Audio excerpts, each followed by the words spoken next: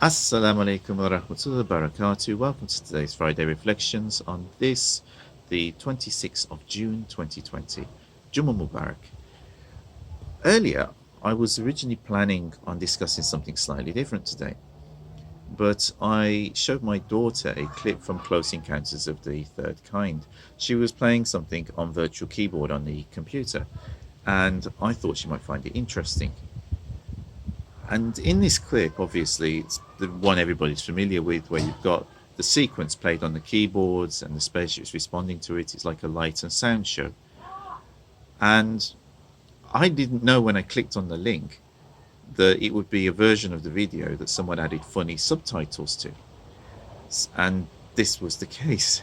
So instead of it just being the normal clip from the film, it had these funny subtitles that said, "Hello, how are you?" And the spaceships respond, "We're fine, okay." "Hello, how are you?" "Yes, we heard you the first time." "Hello, how are you?" "We know you're only being polite, but we can move on now." "Hello, how are you?" "Oh, come on, this is getting annoying now. We thought we'd have an intelligent conversation with you guys." And it carried on like this and got more and more ridiculous. But it got me thinking, well, I mean, if we were visited by people from another world, how would we communicate? And astronomers now have found that there are actually many different planets, even within our own galaxy alone, a number of which are Earth-like or could support life. And of course, among those planets that could support life, there's a chance that intelligent life could have developed on them. So even our Milky Way galaxy alone could be home to maybe something like 60 civilizations. So it is certainly possible that if it hasn't happened already on some small scale or in the past, that we could end up meeting people from another world and be in that situation where we would have to find out and discover how to communicate with them. But then it got me thinking, well, how would we communicate? I mean, we have so many different languages on this earth alone, and their languages could be nothing like ours. They might not even communicate by vocalizing sounds like we do, which form words, which together form sentences, and this is how we convey our ideas to one another. They may have an entirely different means of communication, which would really, well, it'd make things awkward, to say the least.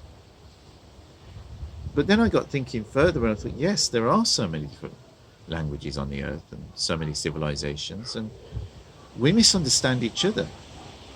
So, I mean, if we misunderstand each other, well, how are we going to solve that problem before we communicate with people from somewhere else? And it's not just, people who speak different languages and are working through translators. Even people who speak the same language can fundamentally misunderstand each other. And it happens all the time. I'm sure all of us have seen this. I mean, only the other day, someone phoned me. And, I mean, as an example, and they says they didn't understand what these Black Lives Matter protesters were on about.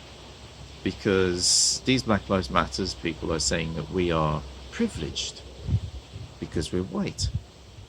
And he said, but I've never been privileged. I've never had money. I've never had a particularly good job. I've never had these connections. I've never had these benefits. So how am I privileged? And of course, if he spoke to someone who was a Black Lives Matter protester, they might point out to him that he's privileged just because he's white. And that means in Western Europe and in America and other parts of the world, that he will often be treated differently simply because he is white. And in this way, he is privileged. But that person would obviously deny that and say, yeah, but although they're saying that, I've never really been privileged. Whatever I have, I've worked very hard for, and I've had to work very hard for in order to get. Now, is this conversation really about white privilege? in the general sense of the word privilege, neither of these people are necessarily privileged. But when you use the term white privilege, it has a specific meaning, and it is to do with institutionalized racism, internalized ideas about race, and how these affect people's lives, especially people of color. So it's conveying a particular idea. But if we don't clarify that at the beginning of a discussion, then people might think that we're talking about privilege in a general sense, especially if they're unfamiliar with, the entire narrative around racism. So it's very important that we define the terms when we begin a conversation. And this is just one example. There are many examples that we could use. Another one that I sometimes come into awkward situations because is when I use the term Islamism. Islamism is a defined term, and it's reference to a political ideology that claims to be based upon Islam. But it is really a political ideology, and it has political agendas, and it's politics. It's not about the religion of Islam. But when some people hear this that are unfamiliar with those political ideologies, then they think that people are talking about Islam. And these people can either be Muslims or people who aren't Muslims. So people tend to misunderstand. And this creates problems. When it's Muslims, sometimes they can feel quite hurt, because when they hear people criticizing Islamism, often very justified criticisms of Islamism, they think that people are criticizing the religion of Islam and criticizing them, when actually this is not necessarily the case, especially if they have nothing to do with these ideologies themselves and don't believe in them. But if people hear that because they hear Islam in there and they want it to be defined, and of course some people, they abuse it as well, and they confuse things by using these terms to attack Muslims, just like Zionism is often used to attack Jews generally, rather than just specific criticisms of Zionists, which actually might be justified, or at least certain Zionists. So we have to be very careful when we start a conversation that we define exactly what we are talking about, especially the key terms. And if we're having a discussion with anyone and it tends to get heated, then check the words that you're using. Check to see if there is something that you're arguing over and whether it's actually the definition of that word. Because more often than not, you'll probably find you're arguing over definitions. And just like we were talking about the first example with my friend who phoned me up and the Black Lives Matter protesters, the fact that those terms may be equally valid in different circumstances, and that each person might be bringing their truth authentically, their experiences authentically, and may have something to say.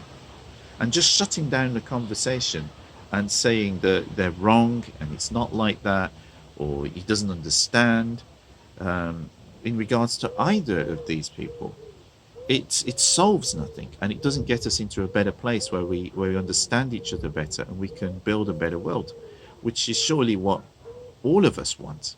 So I hope you take these points on board and reflect on them and implement them when you have discussions.